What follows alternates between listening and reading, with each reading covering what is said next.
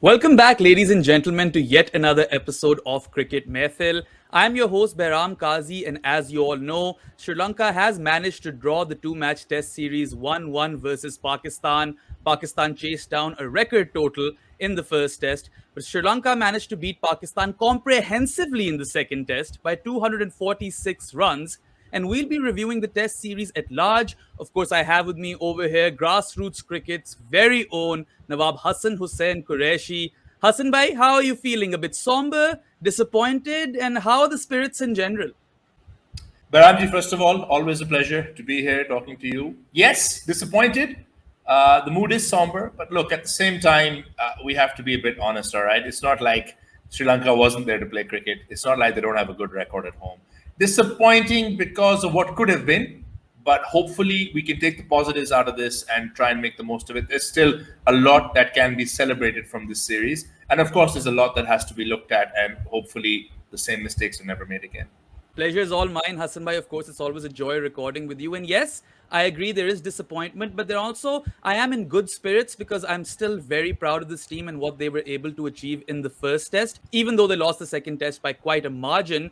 And I'll just go on to address the big elephant in the room right away, the spin bowling resources of both teams. Now, Sri Lanka spinners across two tests picked up 33 wickets at an average of 26. Of course, Prabhat Jayasuriya alone picked up 17 wickets, whereas Pakistan spinners only managed to pick up 22 wickets in the two tests at an average of 39. So there's a big gulf in those numbers, and clearly Sri Lanka outspun Pakistan. And I think also we need to talk a bit about Babar's captaincy, not in a negative connotation, but just the fact that, he was chopping and changing a lot, there wasn't a lot of consistency, and maybe captaining a side in these sort of conditions, spin heavy conditions, is a lesson that Babar Azam has learned over here. First of all, Baram, thank you for not calling me the elephant in the room. Always nice when we start with that. Secondly, yeah, I mean, Pakistan and left-arm spinners, we're always making their careers. We're going to end up with Prabhat Jayasuriya taking 400 test wickets, of which 250 come against Pakistan, just like we did with the great Rangana Herat. So I think that's a very big part of it. How did we play their spinners as opposed to how they played our spinners? Now, a lot of people were disappointed when Sajid Khan was left out. A lot of people were surprised. Was it the right move to bring Yasir Shah back? Yasir did bowl that amazing ball, but overall, over the two games, was he the kind of threat Pakistan wanted? Noman Ali, a lot of criticism for him. He didn't play one game. Going in with three spinners, but could we have been served better by playing an extra batsman maybe? People are saying South could have bowled. Zafar Gore's name is now going to come up because he got thrown out after just one game against New Zealand in totally unhelpful conditions, and he is dominating in the English county scene right now. Okay, not a place known for its spinners, and a lot of people who know their cricket, people like Rehanul Haq, have been talking about Zafar Gore. So, do we need to look at that? Look, Baram, let's be a little bit fair. Okay, Sri Lanka are playing on home conditions. Their guys are brilliant, but they know these conditions like the back of their hand. Everybody till about a month ago was saying Australia is the greatest team ever to have come and played in the subcontinent, and the same spinners chewed up and ate out that pretty good Australian side as well. So we have to take it like that. They did outspin us. How much of that is down to the way we played their spinners? I don't think we did a very, very good job other than when we chased down those runs. The fact that Mendes took 5 wickets in the first innings this time around, I think the fact that, maybe, I don't know, I don't want to be unfair, Behram, but maybe we got a little bit lax. Maybe we relaxed a little bit after chasing that score. We should have done a bit better against their spinners. Equally, they were dominant against our spinners. We just did not have it in us to threaten them. We just did not have a Jayasuriya. And I think that's what we paid the price for. We didn't have someone who had the Sri Lankan batsmen either bogged down or looking like he was going to get them out. And one of the things with Jayasuriya was that his accuracy was unrelenting, constantly in the same space, ball after ball. It becomes tough. In those circumstances, when you look at what Abdullah did and you look at what Babar did this time around, those are really good innings. But overall, they did spin us out. And coming back to your point about Babar's captaincy, yes, we have to be critical, where we have to be critical of the fact that there were a lot of mistakes. We're going to talk about it a little bit later on, but some of our decisions before the game even started were a bit strange. But it's a learning experience for Babar. Pakistani captains in the past, really good ones, have gone and lost in Sri Lanka plenty of times. All right. It's not like we've got a good record, but there are times when we've got a very bad record. So this is an opportunity for Babar to learn. Hopefully he'll come out of it a better captain. He's not a perfect captain in the red ball game by any means, but you can't say that he's not put his hands up and been the batsman that Pakistan needed as a captain. As a leader, he will learn, he will evolve. I think he tried to do the best job with the resources that he had. Could have done a better job, just like our bowlers could have done a better job. Disappointing, but it's not the end of the world as some people are making it out. Absolutely, some very valid points raised by you over there, Hassan Bhai. And of course, this will be a learning curve for Babar Azam. I don't think he has been tested in these sort of conditions as a captain prior to this. So he'll definitely take a lot from this experience. And yeah, you mentioned Yasir Shah. He was okay. I'd say he was decent. His runs with the bat were quite crucial, but he is clearly past his prime. Noman Ali is having a bad year. I thought that he should have been a shoe-in for the second test, which happened, but he did not pay dividends at all. And Nawaz was decent. He was Pakistan's best spinner. But then, barring that second innings in the first test with the bat, I don't think he quite delivered as an all-rounder. So I don't think he's quite locked his position down yet. But yes, Pakistan do need to work on their spin bowling resources. You brought up Zafar Gohar, and he has just taken a 10 for Gloucestershire. So I think that he might be on the selector's radar, especially since he was discarded after playing a single solitary test match. But anyway, moving forward, Hassan Bhai, lots of moments in this game. Of course, Pakistan dropped a lot of catches. Or, well, Babar Azam dropped a lot of catches. 3. He shelled 3 catches. But, of course, it happens. It just wasn't his test match. And then you have to give it to Sri Lanka. That, yes, I do think that the turning point of the final day was Fawad Alam's run out. And things might have been a bit different had he hung around. But you've just got to hand it to the opposition too, really. I think Sri Lanka dominated the second test every single day. They were right up there from the word go, and they weren't really down in the game at any given moment. I think they just dominated through and through, and that definitely commands a lot of praise. And if you just look at how they were able to score 378 in the first innings, Dinesh Chandimal was on absolute fire this series, 350 plus scores, big important 50s in his first 3 innings of the series. Then Kusal Mendes contributed here and there. I thought Oshada Fernando was really good. I thought he played really positive cricket. And of course, Prabhat Jayasuriya, he deserves all of the accolades that are coming his way. And I think his story is a very inspiring one as well. And then, of course, Ramesh Mendes. We talked about in the last video of how Prabhat Jayasuriya did not seem to have a lot of support from the other spinners. Well, Ramesh Mendes came to the fore and took 8 wickets in this test match. So that base was definitely covered by Sri Lanka. And I'd say that, Pakistan miraculously won that first game. No one expected it. And I think it's fair to say that Sri Lanka were the better team amongst the two over the course of the series. Yeah, absolutely. And if anything, it proves that Ramesh Mendes and the rest of the guys watch our videos and they take what we say to heart and they learn from it. So, hey, you're most welcome, guys. And to anybody and everybody who has been saying awful things about our captain on Twitter, Husho, now you guys are always putting him under pressure.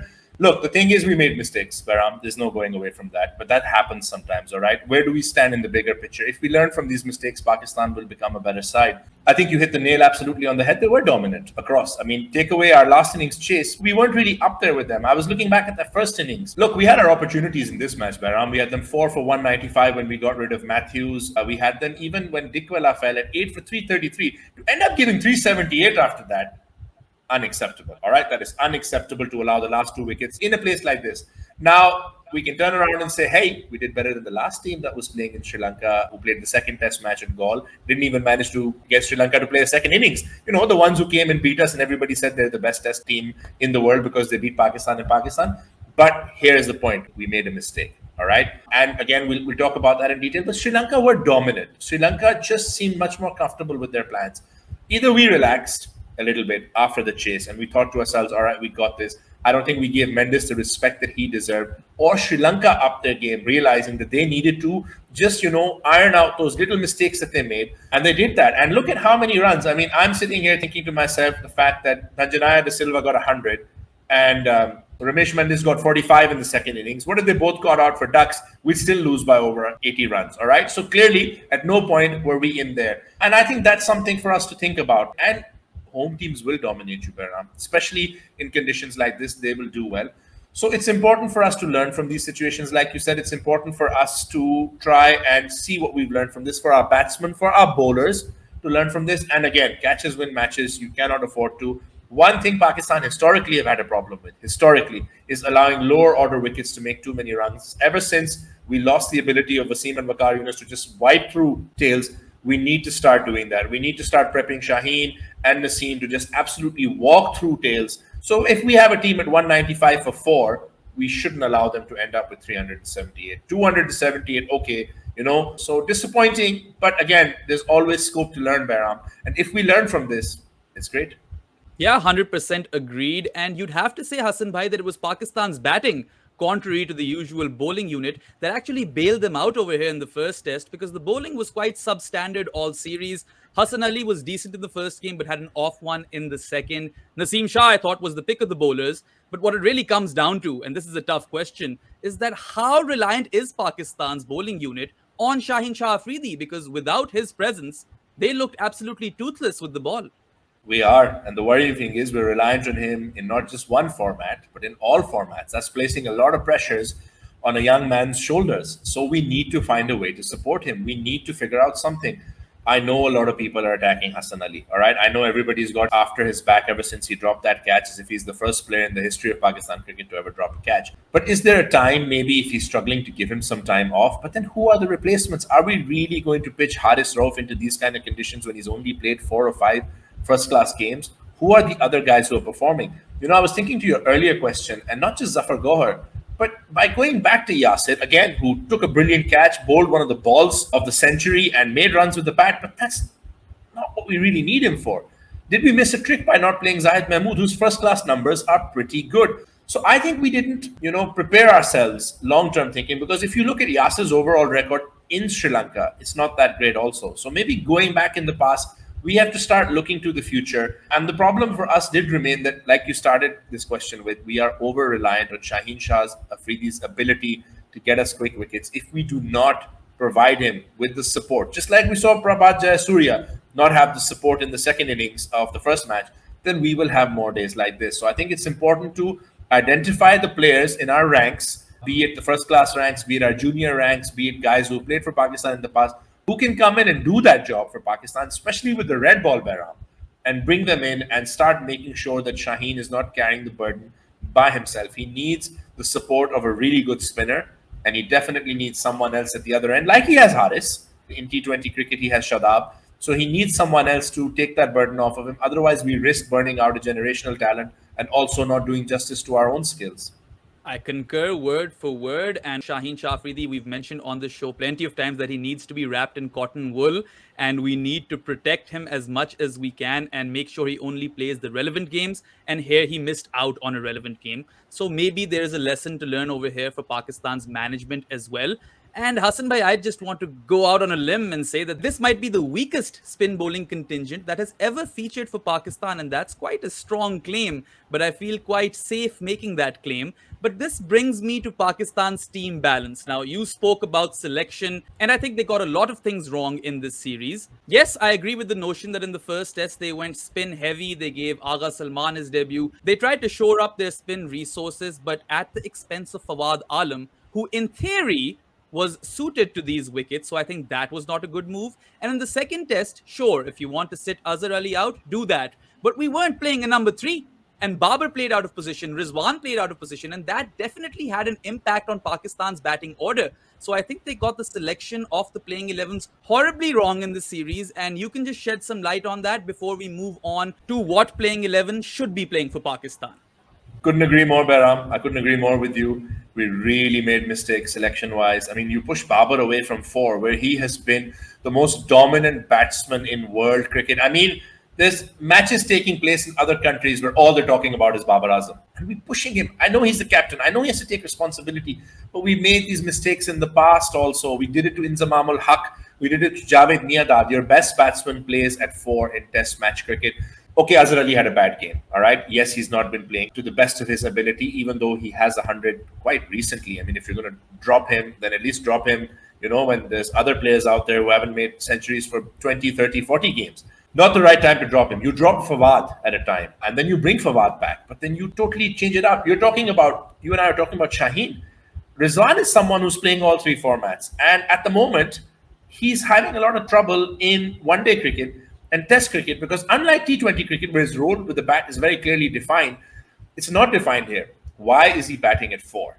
It just does not make any sense. Babar should be at 4. Okay, Do you take a risk and push Agha Salman up to 3? But then you're putting a young man who made a very gritty 50, by the way. I think he deserves a lot of respect, and it was nice to see Pakistan stick with the player.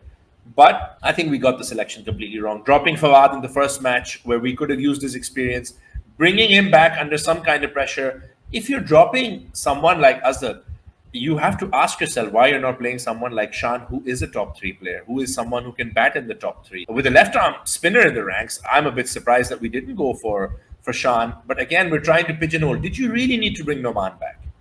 I mean, Noman is someone I really like, but did you really need to bring him back bowling wise? Would it have made more sense to drop one of Yasir if you didn't want to drop Nawaz?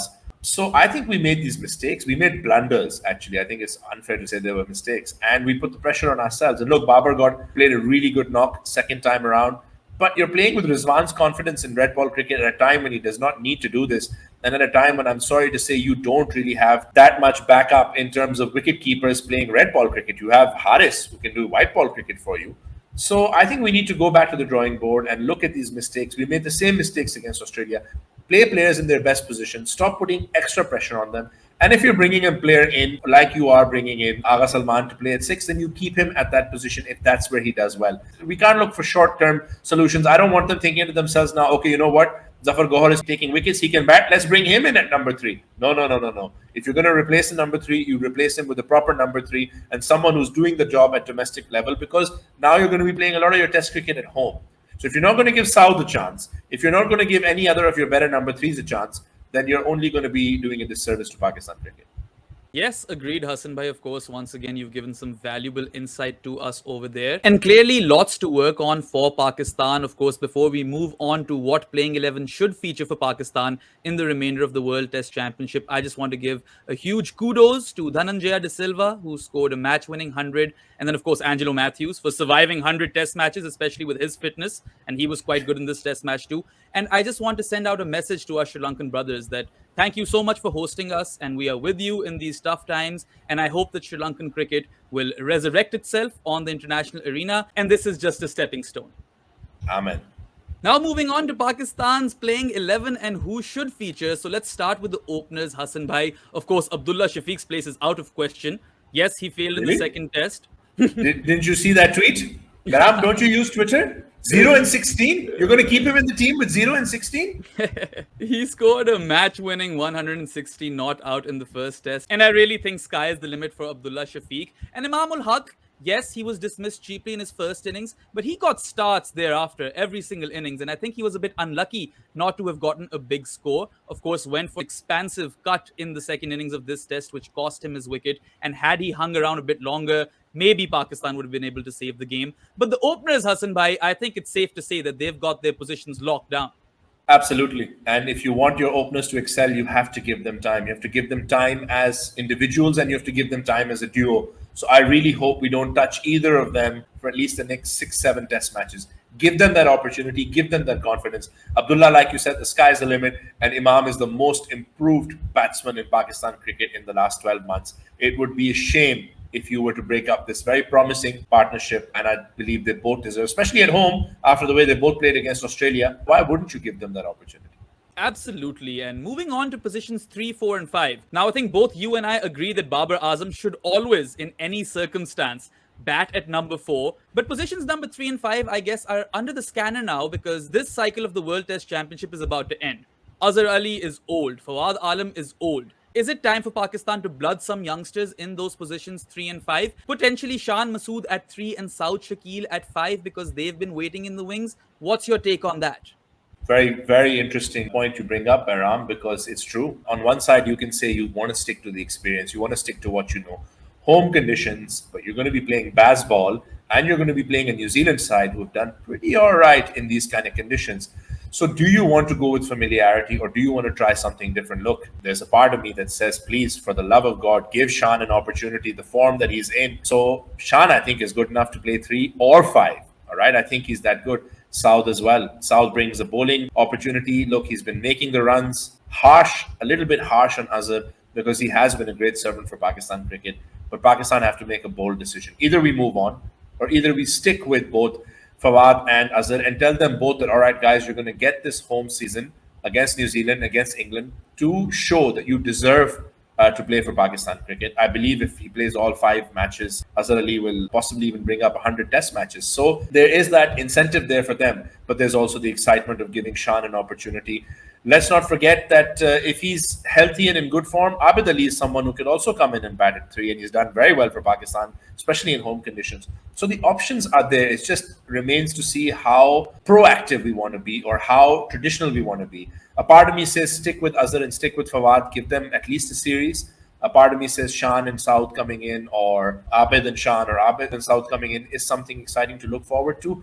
Options, yes. And maybe also one person that a lot of people won't talk about, Behram, but his numbers for Khyber Pakhtunkhwa are actually quite impressive. Is Iftikhar. I know he's only played the one test match and he hit a boundary and got out, and people have been using that against him. But this is a guy who plays really well in first class cricket in Pakistan and also bowls really well. So do we want to think a little bit outside of the box? I don't know if there's any young, exciting players coming through right now. Also, we should be fair at that time. If our first class season is in full swing and someone is making runs, this is what Pakistan has always done in home series, given an opportunity to someone who is confident and in form. If there's a young batsman or any batsman who's in form and making runs, give them that opportunity too. It's very unfair when you're playing in home conditions and a guy is scoring runs or taking wickets and then not given an opportunity to play. Absolutely, and lots of tough calls for the management to make over here. Of course, I'd like to remind everyone that Heather Ali averages 54 in first class cricket, so it might be time to introduce him to the test squad. And my only issue with Azhar and Fawad continuing is because a new World Test Championship cycle is about to begin, of course, after these 5 tests. And yes, you could give Azhar Ali those 5 tests, make sure he plays 100 test matches, but it's his away numbers that are a worry. At home, Azhar Ali is fine. So you have to take that into consideration. And even though Fawad Alam has performed very well in away conditions, age is not on his side. And I think these are going to be a few tough decisions for the management to make. Moving on, Hassan Bhai, Rizwan at number 6. There's no debate over there, which brings us to our bowling attack. Now, based on what we've seen in this series, and I'm going to talk about the Pacers first, if Pakistan are to play 3 seamers in those home tests versus England and New Zealand, I think the most obvious calls based on form are Naseem Shah, Shaheen Shah Afridi, and maybe Fahim Ashraf, because he did really well in Test cricket prior to that Australia series. And then you have a bit of batting depth as well. So, what's your take on Pakistan's seam bowling combination? Love that trio. I can't believe Fahim's not playing. Look, he's been exceptional in Test match cricket. He plays important knocks, he bowls, he brings control. He's someone the captain clearly trusts. How is one of our better, if not one of our best, red ball players, even without a red ball contract? I don't think the PCB have gotten a lot wrong in recent times. That's something they need to go and look at. Fahim Ashraf's numbers cannot be ignored. Look, if you're going to give someone a chance who deserves it, it's Fahim. He can bat, he can bowl, he's a big game player, he's someone who can come in and save games for you also. In home conditions, a bowler like Fahim is very useful because he's able to bowl, do the donkey work, bowl number of overs, not give a lot of runs, and keep Naseem and Shaheen fit. I would absolutely go with that trio. And like you said, the batting depth. Naseem has shown he can stick around. Shaheen has shown he can hit the ball. And with someone like Fahim regularly giving you 30, 40 runs, that was the difference for Sri Lanka. Their number 7 and 8 were making those kind of runs. Pakistan need to be making those kind of runs. Agreed, and I was rather impressed by Naseem Shah actually, even in the Australia series and this one. The amount of bite that he was getting off a fairly placid surface, I was very impressed with that. And he's young, he's raring to go. He's got some test experience under his belt as well. Shaheen, of course, is a superstar, and I agree with you about Fahim Ashraf. I think if you're playing in home conditions and you want to play 3 seamers, he has to be one of those seamers to provide the team with a bit of balance. And then, of course, you've got your spinners, which is really a question I don't have any answer to, Hassan Bhai. We spoke about Zafar Gohar potentially coming in, but I'm not entirely sold on Pakistan's spin bowling unit, and I think this is a big worry for their test team, perhaps the biggest worry. It is. It's a concern because, look, are we going to try and find shortcuts again? I mean, if we play Nawaz, who is an all-rounder, and if we keep playing Agha Salman, are we being fair to ourselves spin bowling-wise? Especially if we play the 3 seamers. Because if you're going to play Nawaz and also play Noman, you're not being fair to either of them, right? Now, Noman's record in home conditions is excellent. I think he is someone you should stick with simply because of the numbers he has. But then equally, do Pakistan have the guts to go Rizwan at 6, Fahim at 7, and then a really long tail, knowing that they would play someone like Zahid? and Noman, who have both got the first class numbers, or you go with Zafar Gohar, who brings more batting depth into the side, deserves that opportunity too. Because again, when we look at it, we've got two leg spinners at the moment who are Yasir and Zahid. Zahid's not really got the record with the bat. Noman is a doughty customer with the bat, especially on home conditions, and he bowls well. So it's between him and Nawaz. I think in home conditions, Noman is a better bowler. Zafar Gohar is there. Sajid Khan, people have stopped talking about, even though he won you that series in Bangladesh. I think, again, who is performing at that time? Because one of the things we've not done, Baram, is when Zahid was performing, when he was flying in first class cricket, we picked him for a T20 game. And when he was doing really well in T20 cricket, we put him in a test side. So we have to be fair to these players, all right? And look, this is my Multan Sultan's bias coming through, but look at Asif Afridi's numbers. The guy can bat, the guy can bowl. So it's just a case of how we want to approach all of this. And I think going with guys in home conditions who can get wickets is important. They'll look at you and say, Baram, that South can bowl spin, Babar can bowl spin. That's not the answer.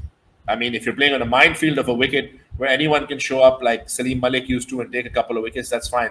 But you've got to go with an attacking spinner. I think at home, our spinners need to be attacking weapons. Whether it's Zahid, I do agree with you. I think Yasir Shah is past his best, and his best was brilliant. It was great, but we need to move on from there. And whether you give Zafar an opportunity to stick to Noman, Pakistan's spin bowling equation has to be an aggressive and an attacking one. So lots to think about because, like you said, this is the weakest our spin bowling stocks have been in a very, very long time. And unless there's a magical mystery spinner out there that you guys can tell us about in the comments, or someone that you think is not we're not talking about, I think when we look at the current crop of players, these are the ones who could get in. But then, Baram, do we have the guts to go in with a really long tail? Because playing Zafar at 8, for example, or Noman at 8 still gives you a little bit of that batting solidity. But having three number 11s technically, bat at 9, 10, 11, for a team like Pakistan who can be 350 for 0 or 150 for 8 is a big risk to take. Yes, Hassan Bhai, and moving forward, of course, with the World Test Championship final pretty much out of the equation, I think Pakistan have that room to experiment a bit. So I am very tempted to try Zafar Gohar out. And let me throw a curveball towards you. Is it time to select Shadab Khan for the Test team on a consistent basis? Look, if he's playing first class cricket, nothing like Shadab Khan. Shadab Khan is a superstar and he can solve so many of your problems, but we have to be fair to him. If he's regularly playing first class cricket, if his body can take the toll, nothing better. What a fielder you'll have in the side, what a batsman you'll have. I rate him. He's a top class bowler, all right? I can't believe people go against him. Shadab and Fahim solve a lot of our problems if they're fit and firing, all right? I think a fully fit and firing Shadab Khan and Fahim Ashraf take Pakistan from being a really good team to being a world-class team because those two can bat. I mean, imagine having Shadab at 8 and Zafar at 9. I'm sorry, that's as good as Pakistan's batting stocks have ever been. If he's fit, if he's firing, if he wants to play Test cricket, I mean, I would go for it, Baram. I would because come on, who doesn't love? If you don't like Shadab, I have my doubts about you, man. Shadab is brilliant, all right? He's absolutely amazing. And look, the thing is, he is a special player. He's a magical player. But can his body take it? So if he can do it fitness-wise, and if we're not placing an unnecessary strain on the boy, nothing better. I would love that curveball. I would love for, especially against a team like England, especially against Bazball, who are going to try and attack us. You cannot afford to be defensive against Bazball. So Shadab, Fahim, Shaheen, Naseem, yeah, I'll bite your hand off. I'll take it. Very good to hear. And of course, I'm a massive Shadab Khan fan as well. And I think he's got his batting sorted in Test cricket. We've, of course, seen glimpses of him in that series versus England all those years ago. And he has played around 5 tests. So he has a bit of experience. But I agree with you, Hassan Bhai, that he needs to go and play first class cricket and get that mileage in terms of bowling overs. I think that's what he really needs. But anyway, just on a closing note, of course, we've seen a lot of vitriol posed towards Pakistan's team on Twitter and social media. And I'd just like to remind everyone that this is a young team.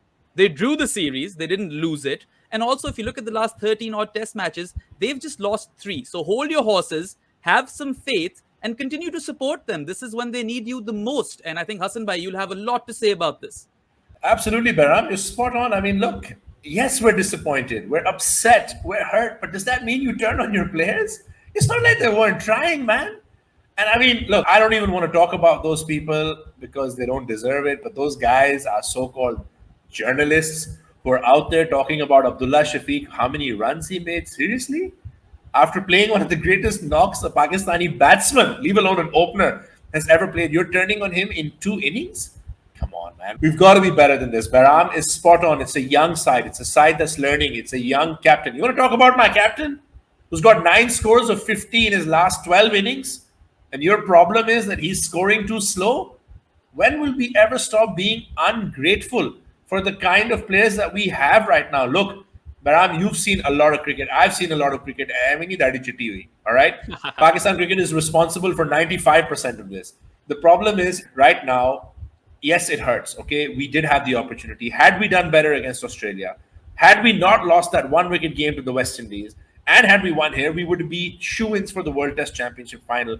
And one can say we would have deserved it. But it's a learning curve. Pakistan is a team that's traveled a lot through COVID. All right, we went and played a series in England. We went and played a series in the West Indies. We went and played a series in New Zealand. Our guys had to spend a lot of time with cabin fever, and we showed up to these games, and we always gave it our best. So our boys have been through a lot. All right, they had to see the PSL at home get postponed, not once but twice. So cut them some slack. Let's try and understand that these are also human beings who are very, very grateful for the opportunity to play for their country. Let's support them. There's a great camaraderie in this group. There's a great friendship in this group. This is a team that after a long, long, long time gives Pakistan something to be positive about. When they don't play well, criticize them by all means. Talk about how they were poor. We just spoke about how Babar's captaincy can improve. We spoke about how our batsmen and bowlers can do better. But don't turn on them. This is a once-in-a-lifetime team for those of us who have grown up with the pain of the 90s and the noughties and the 10s and the 15s and the 18s and everything, you know? So let's remember that. And look, where they play poorly, criticize them. But let's stand by them and let them see that losing one game, just like if they win one game, we can't turn them into the greatest team in the history of the world. Losing one game doesn't make them the worst team in the history of the world. So let's keep supporting our boys. Let's try and be positive. And for all those negative Nancy's out there, please do yourselves a big favor like Bahram has. Block them. Don't follow them. Don't listen to them. If you think good, it'll come good. And this is a special group of players. You don't want to be amongst those people who don't support them now and find yourselves eating humble pie in 2024, 25, inshallah, when they can go on all the way. So, yeah, I agree with you, Bahram. Let's take things in context, all right? Australia came and beat us, went to Sri Lanka, looked like they were dominating, got blown away in the second test. The same thing happened to us. It's not the end of the world. And we're playing 5 matches at home. We should be there, inshallah, fill out the stadiums, show the teams that are coming just how happy we are to have this side and, you know, be grateful for them when they do well and support them and give them that reason to do well. Absolutely. And just on that same note, yes, of course, it is disappointing. Like Hassan Bhai said, it was a fairly easy route to the World Test final in theory, on paper, but cricket is not played on paper. And you should continue to celebrate this bunch of players because they're working hard. You can tell that they're giving it their everything and they really are focused towards bringing laurels towards Pakistan in the cricketing world. And I, for one, absolutely adore them. And I want you guys to show them the same kind of love because they very well deserve it. But well, that's a wrap for this episode of Cricket Mehfil, guys. As always, Hassan Bhai, it was an absolute pleasure to record with you. And I hope we continue to do this for years to come. Inshallah, Bahram, it's always brilliant. It's just two fans talking about what they love, talking about our team, trying to spread a bit of positivity. You said it time and time again. We're trying to change the way journalism is covering our national, I don't even want to call it sport, our national love. So guys, please, you know, when you see this, leave us a comment, subscribe, like, press the bell icon. Our team works very, very hard. I cannot tell you how hard Bahram works to make sure that you guys have this content all the time. And please just support us as we try and bring you the very best for Pakistan cricket. Yep, like Hassan Bhai said, the mission statement is to kind of change the landscape of cricket coverage in Pakistan and support our cause so that we are successful one day. But that's all for now, guys. We'll catch you again soon enough. Goodbye. Shot और catch out हो गए